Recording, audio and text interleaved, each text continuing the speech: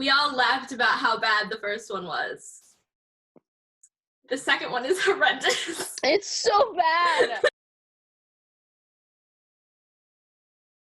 So, we are on episode 2, doing probably our longest episode as well. Oh, it's definitely going to be the longest episode. Oh my god. We will be talking about the cinematography and screenplay of the fabulous, I can't even say that. The screenplay, the horrendous screenplay of The Kissing Booth 2. It was a long ride. We were gonna do a double feature and do both 1 and 2, but we can't. I think it's the worst movie I've seen all year. I think it's the worst movie I've seen ever. It's borderline right there. I want to know what producer looked at the script and was like, "Yup, that's it." I want to know what producer signed off on a 2-hour and 15-minute rom-com. I took a note called unnecessary sequences/scenes. Yep. Overall, you could say the whole movie was unnecessary. Yeah. But I do have some particular things I'd like to talk about.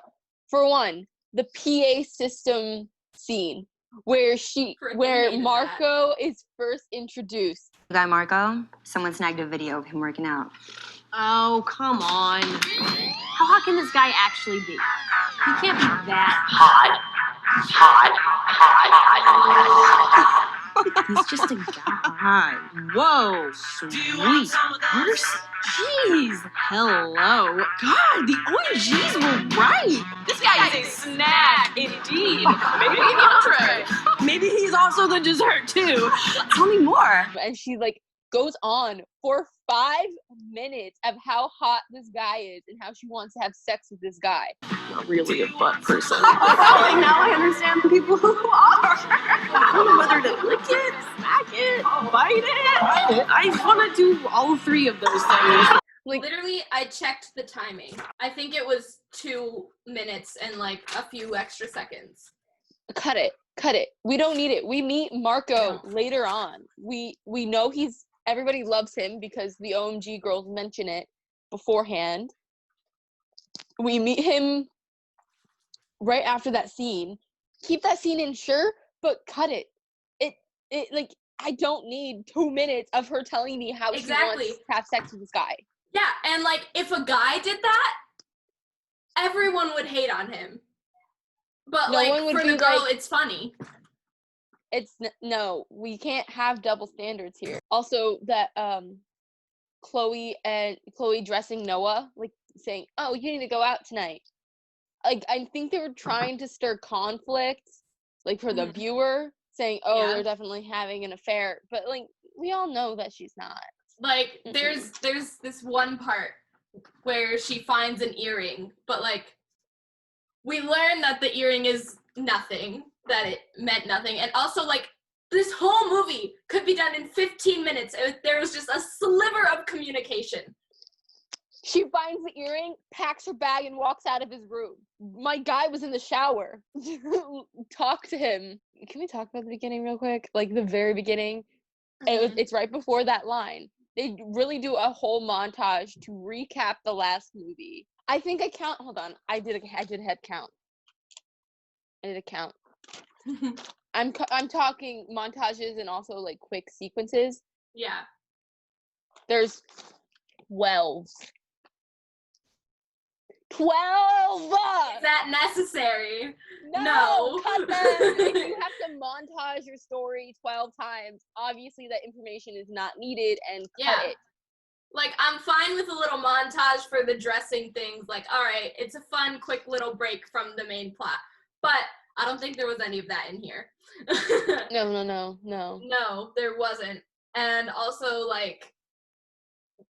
there's no reason to have a montage of what happened over the summer when the first movie left off with him leaving. It doesn't build anything to the story. We already know they were young and in love.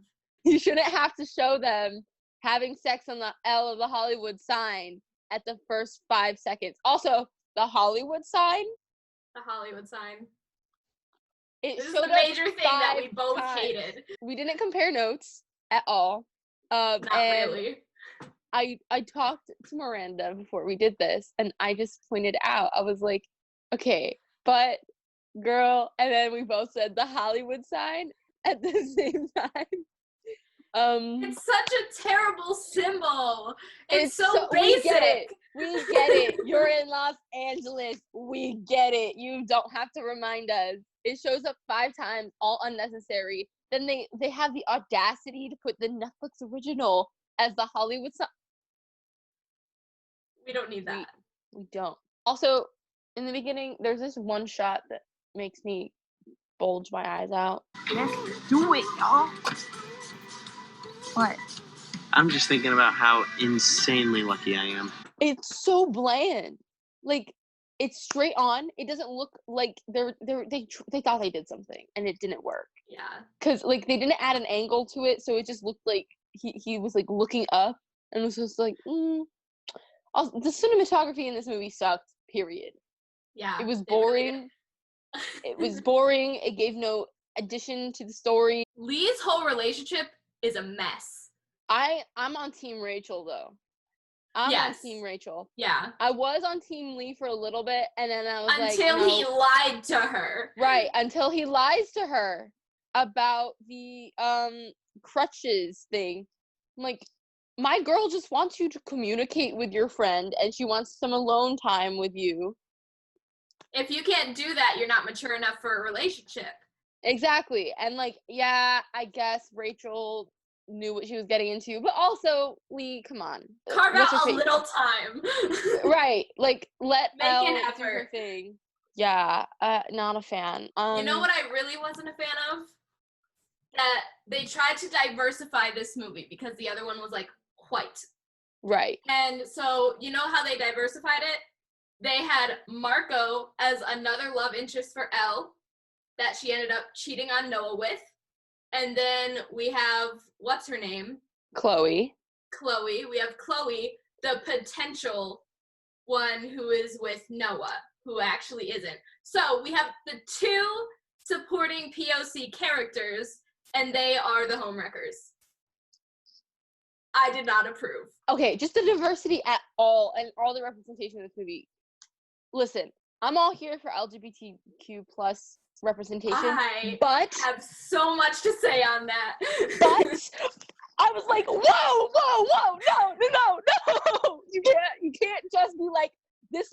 I'm pretty sure Ollie, or the popular one, was a straight guy. I know Ollie was at the, like, volunteered for the kissing booth, and he was kissing girls.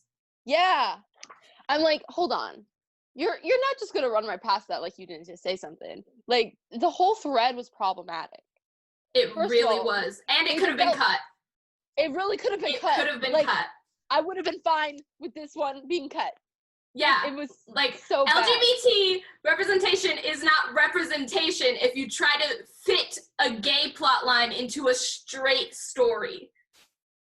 Like, if you want to have someone with a best friend who is queer, that's fine. If they have a boyfriend or a girlfriend, that's fine. However, don't make it your subplot when really all you're focusing on is this heterosexual white couple and their homewrecker POC. Like, no. I have a really big part for this LGBT thing because it shows Elle giving advice to the one guy.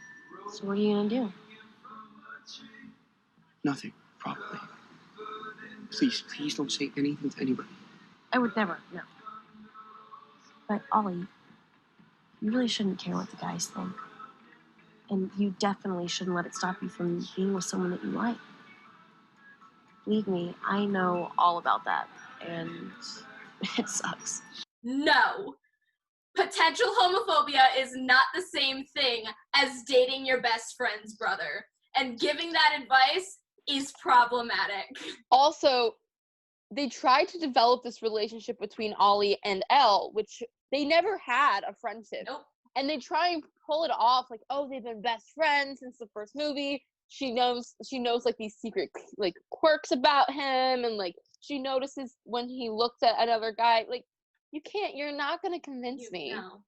that they have a relationship, that they're comfortable and close enough to each other, that she's giving him gay love advice. Like, no. And then the kissing booth scene. Are you okay?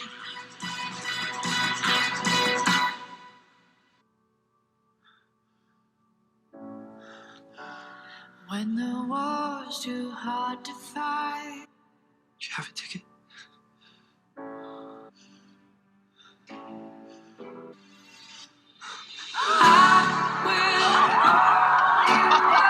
And then everyone cheers them on. I freaking hate the high school's like reaction to things. No high school is that reactionary. None. Nobody cares. Yeah, Nobody especially in cares. Los Angeles, 2 white cis gay characters is nothing.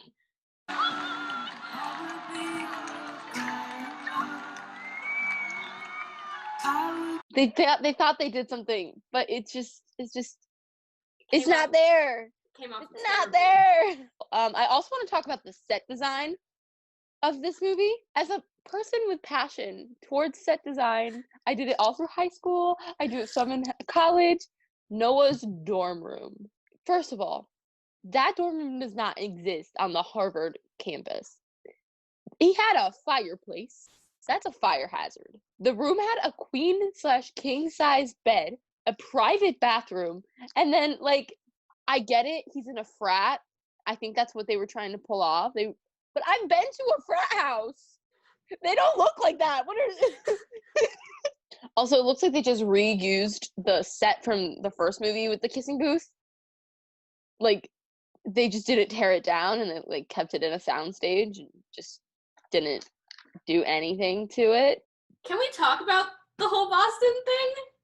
Because there is so much going on. First off, the Boston experience was supposed to be her backup to UC Berkeley, and they made it the entire movie. The entire movie, one of their 700 plots was that she was going to apply to backup schools in Boston because if she can't be with her best friend, she might as well be with her boyfriend. She applies to Harvard and we never find out what her major is. Noah says it. Noah says it. You know what you could do? Oh my god, is he about to ask me to? Apply here.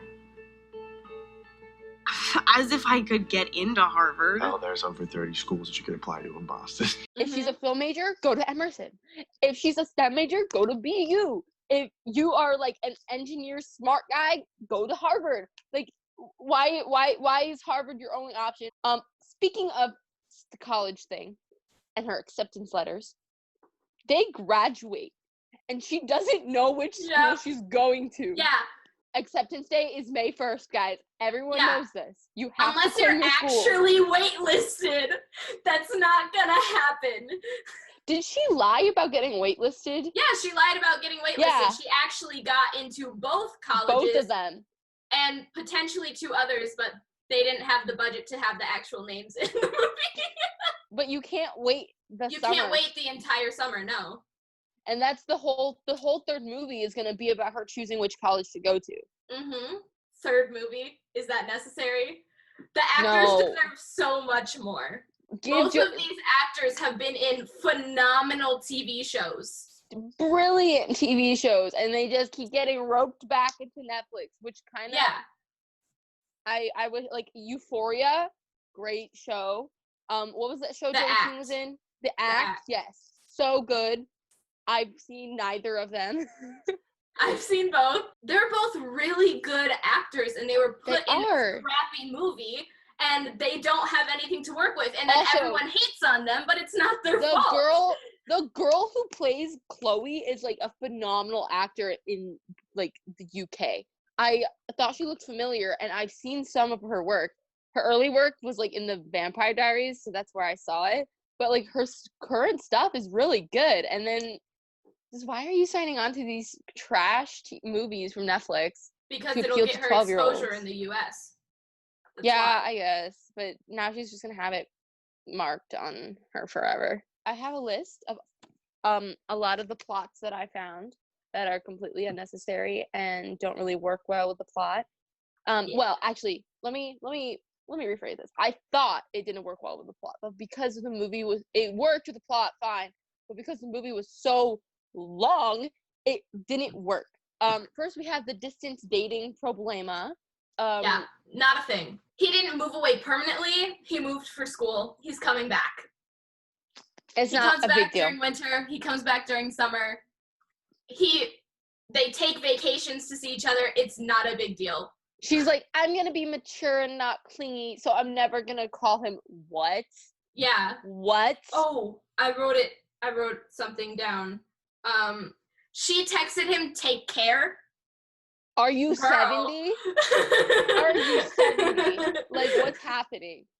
Also, okay, the Marco and Chloe homewrecker situation. I know that's like the whole thing of the plot, but at the beginning, it didn't work.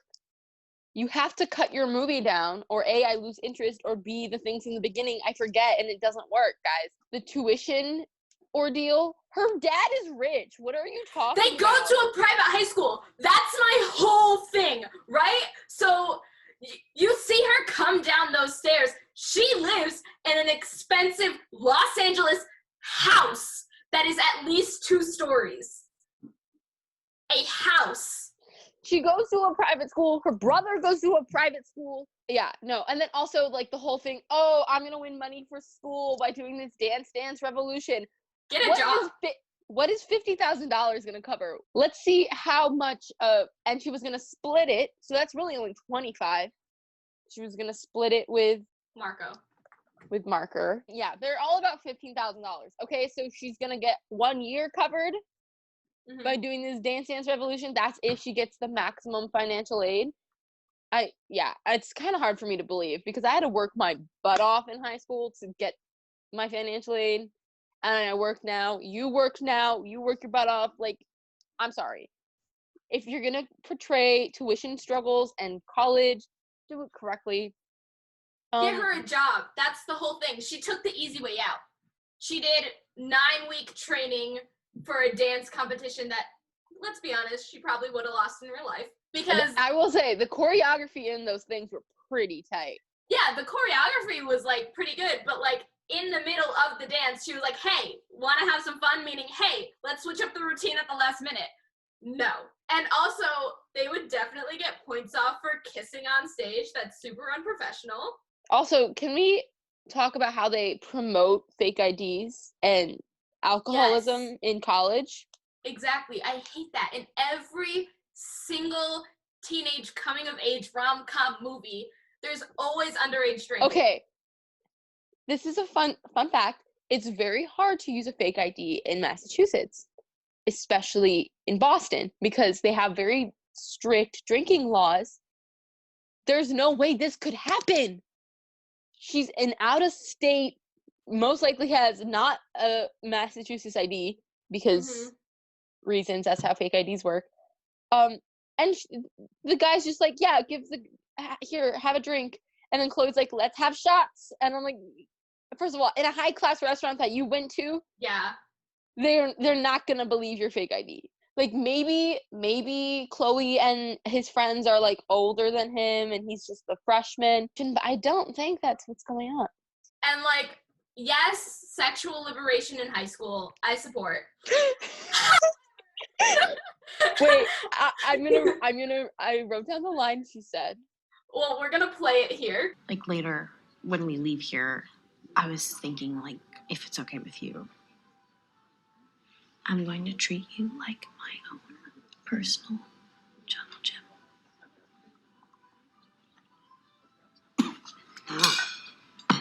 Chuck! What?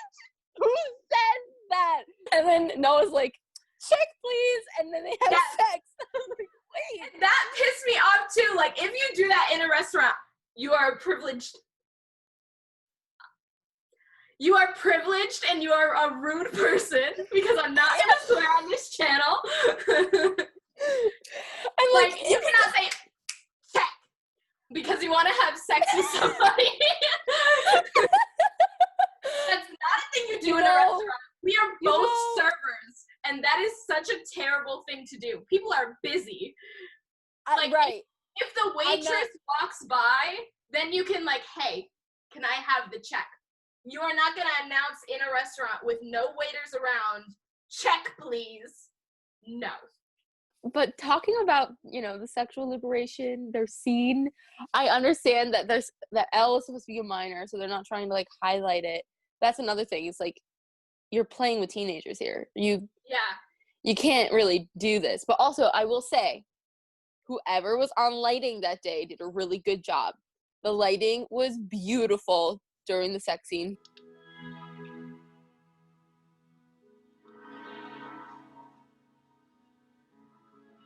The amber and the way the light moved with the bodies, I thought it was really well done. And it's really sad that that's like the highlight of the Boston sequence is the lighting of the sex scene. Even though this movie was so long, I was able to predict it very early on, the whole conflict. I marked it here. At minute 50, I saw the entire movie unfold before my eyes, with more than half of the movie still having to happen. Yep. I was like, Lee is going to fake his injury. Elle is going to have to get a new partner. It's going to be Marco. Then Noah's going to get jealous somehow. And then the beans are going to be spilled. Huge misunderstandings. Yada, yada, yada. The competition. Another conflict. The end. Like, we all saw it coming. But okay, so the scene in To All the Boys I Loved Before 2 when what's her name? Mary Jane? 12 seconds later. Lara Jean, that's it. After Lara Jean is walking down the hallway after Noah Centineo's character did something, and the background music starts playing, and then she starts singing the background music. Some mistakes get made, that's alright, that's okay. You can think that you're in love when you're really just in pain. The scene in The Kissing Booth 2 when it's Elle's final dance practice, I was thinking maybe the directors are the same because they gave me very similar vibes. The 10 frames per second, and then like this wandering camera thing, and then like the orchestra, and then her like, let go, Elle, let go. Just let go. I believe you. You're less interested in meeting the person you think we want you to be. Just let go. And far more interested in getting to know the person you really are. Let go.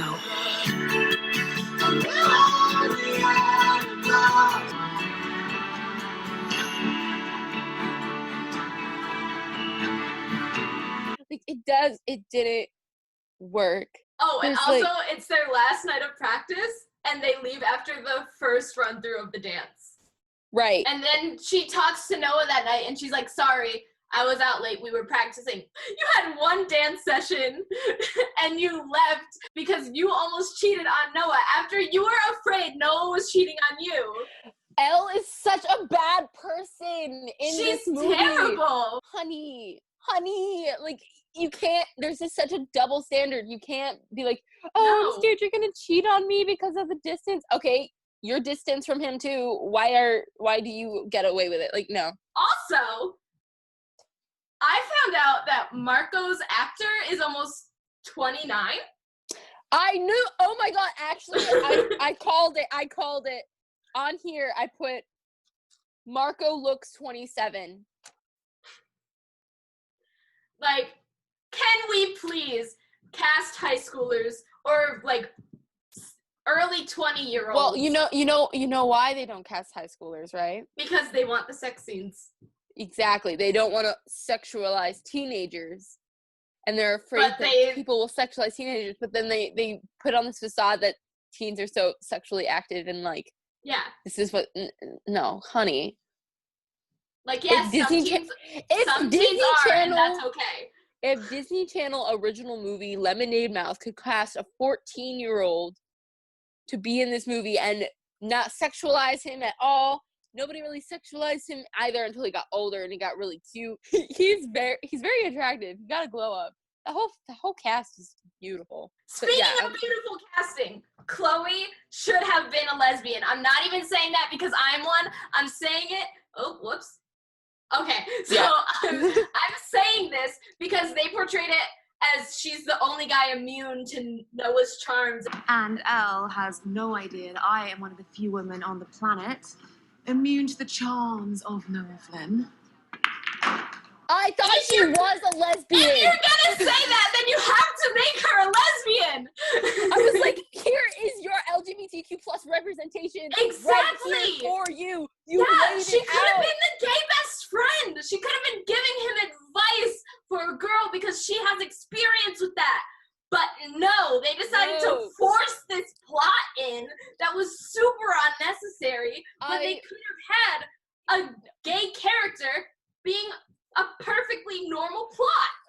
Yeah, I hate this movie. They So had much. the opportunity and they went so far out of reach. I can't even. Ugh. To talk about something that made this movie better, I have to do the airport scene. The what?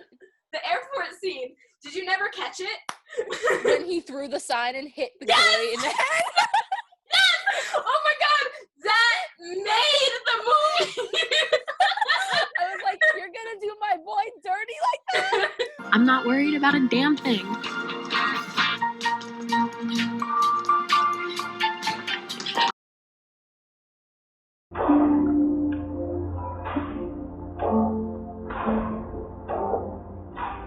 That made the movie. That was its only redeeming quality. The only redeeming quality was this poor extra. Also, okay, you know, they said Elle's real name. Rochelle. Hate this movie. Okay. I didn't like that. No. It's those little things that just piss me off. Miranda and I both watched this guy named Dylan Matthews, and he has a series called Until I Hate Myself, and this movie was very close of Until I Hate Myself. If I wasn't watching for the purpose of this podcast, I would have ended it. Yeah, same. The entire, narration thing is her writing her college essay. Yeah, and, hate that. Yeah, I hate that trope. I hated it. And not Also, just because it was a trope, but because she was literally, writing about her relationships for her college essay. No, but, okay, so when she goes sees the administrator, and then she's like, be yourself. That's not what they want. Nobody's gonna read about how you want to be your boyfriend's bravery. Like, what? Do not write about your relationships for your college essay. All of our young impressional subscribers. Don't write about your relationships. Try to not write about your daddy issues. Let us know in the comments what you hated the most about The Kissing Booth 2, because I really want to know. I expected I'm not gonna stay here and be like, oh, I expected this movie to be super good, because first of all, I didn't. I expected it to be better than the first one, and I expected it to be watchable. Yeah. It was not watchable. As soon as I saw how long it was, I was like, what did I get myself into? It's so bad. It's so bad. It's honestly, it's not even laughable. It's right. I would hate to be the person who went to film school for years, and then this is their this is their outcome. Not everyone goes to film school. It's not a necessary thing we do because we want to be broke our whole lives. Exactly. But it's so unnecessary for this entire movie. I don't like to trash on a lot of movies because I know how much work goes into them. Yeah. But this was so bad. It was so bad. It was so bad. This movie took 2 years to make, and it's garbage. No wonder it took 2 years. It was 2 hours and 15 minutes. Overall, I want to give this movie a -7 out of 10. Yeah. I hated it. I want it to burn forever. Definitely. It's an actual virus. So, yes, we highly recommend that you do not watch this movie. However, if you want a quality movie to watch, just watch the 15-second interval where the guy gets hit with a poster. Exactly. And we'll make sure to cut this podcast of all of its unnecessary stuff, so it's short and sweet and you can listen to it and just watch it on replay. Even though it's technically not a podcast. It's a quarantine video cast. Don't watch this movie. And those are not even for laughs. We don't want to put you through that. You won't laugh. You won't. You You'll cry. won't laugh. You'll cry. I cried. Did you Out of really? out of pain. I started laughing because it was so bad, and I started crying. Oh my god. See, It was- guys, don't watch it. It's not good for your mental health. All right, well, we will see you next week. All right, so bye. Bye, guys.